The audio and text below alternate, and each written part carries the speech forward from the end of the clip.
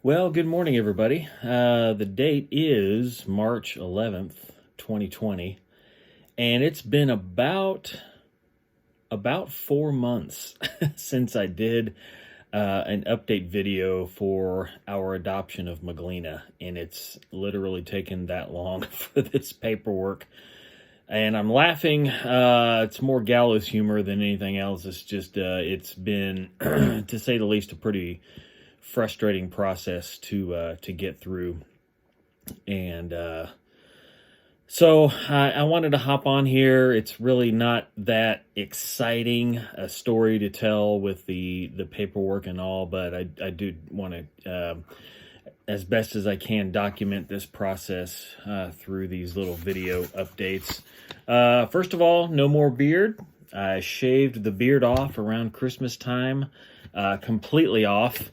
The family voted that my face was just not satisfactory enough with no facial hair, so I grew the goatee back, and I gotta say that I agree with them. After having a beard for so long and shaving off all my facial hair, it looked weird. I've got age has not been kind to me, so so anyway, the goatee came back. So our dossier has been completed. And it is, our understanding is that it is on its way to Bulgaria to be translated and to be approved. So that's good news. It just took a long time to get there, and it's just been a completely frustrating process for us. There was one delay that I wanted to speak of that was just kind of got under our skin. We completed the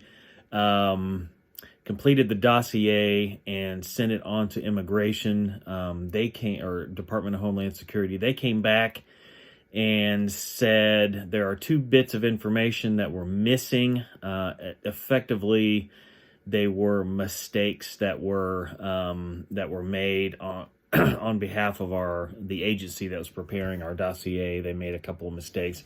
One, there was some missing information on Zach and a child abuse registry that he needed to be a part of since he was over 18.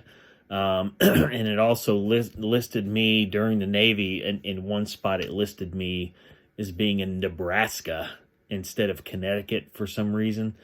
I don't know what that was about, but anyway, once the mistakes were found, it got kicked back to our agency, and for whatever reason, the agency took quite a while to fix those mistakes. It took about a month to correct those mistakes. There were some vacations in there, and so to put it mildly, we were a little disturbed by that. So to find out that was going to be a month delay. Where originally we were expecting to travel in January on our first trip. It is now mid-March, and we're still not that close to making our first trip. We were really hoping to have her home by May or June so we could spend time with her over the summer and then get her into school, but it doesn't look like that's going to happen. So we did at one point, somebody made the suggestion to get our representatives and senators involved, and it was possible for them to give some congressional oversight to our case. So we did present our cases to all three offices, and it ended up being Mike Braun's office that responded and said that they would provide congressional oversight. I don't know that it really, with the timing of it, sped up the process at all, but it was nice of them for them to get back with me. Actually, all three offices got back to me and explained to me that they would be able to help. But in cases like this, they usually assign it just to one office, so the efforts are just being made centrally in one place. So centralized government. Anyway, so they did get involved. I don't know that it sped up the process that much, but here we are. Our paperwork is well underway, and we hope to find out some some information soon, but it's probably going to be a few weeks before we find out anything. In the meantime, we did get a letter from Miglena, a cute little handwritten letter, just kind of giving us an update on what she's been doing and all. And so that was really nice to hear from her. We don't hear from her that much or as often as we'd like, but so every little bit that we get from her is really good. And Sonia's been really good at keeping the letters to her, going through and including some pictures and keeping her updated on goings on of the family. So that's really good. Just as far as bringing current events into the conversation, it is March of 2020, and the entire world is being faced with this epidemic, this pandemic of the coronavirus. And my thought is that it's going to be hilarious to go back a year from now and watch this video.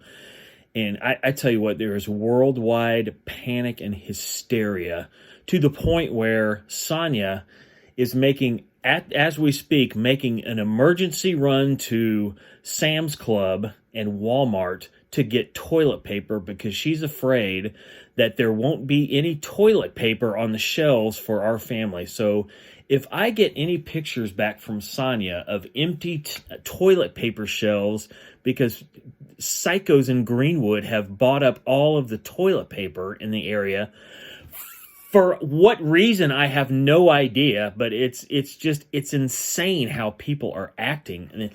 And statistically and medically, this coronavirus is not any more dangerous than the seasonal flu outbreaks that we have every year.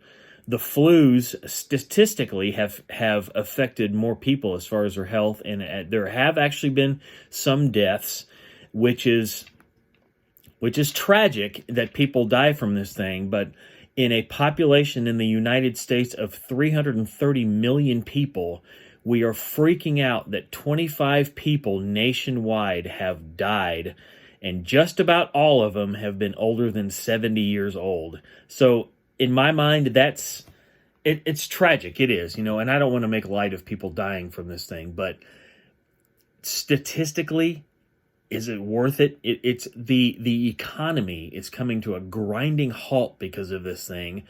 Travel everywhere around the world is being halted or at least diminished to some degree because of this virus, this worldwide freaking out about this virus. And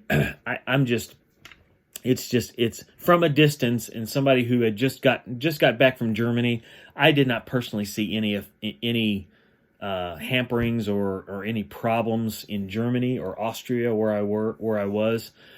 So I honestly, personally, I have not experienced anything yet. So I've just kind of been watching from afar and seeing how people react. But I tell you what, and it's happening right now, that people who are adopting from Bulgaria are now being told you can't travel to Bulgaria to get your children or to meet your children. And if that happens to us, that's when I'm going to get a little bit upset, because companies are just freaking out, restricting travel, encouraging people to work from home, to self-quarantine themselves. And I get all that. The companies, they have to react in such a way that, they have to cover themselves to, because if one of the employees, they travel abroad, they get the coronavirus and they die, then they're going to be in a world of hurt. So I understand how companies have to react to this in some degree. It's just people just freaking out about this thing. It's just so overblown. So in the event that our air travel is delayed even more because of this worldwide media hype, I'm going to be a little bit upset. So that's all I have to say about that. So that's really where we are in the process. I'm going to go ahead and close it down now. I kept my video under 10 minutes. So that's our update. Hope you all are doing well. Hope you enjoyed the update, and I'll update with any interesting news as it comes in. Bye.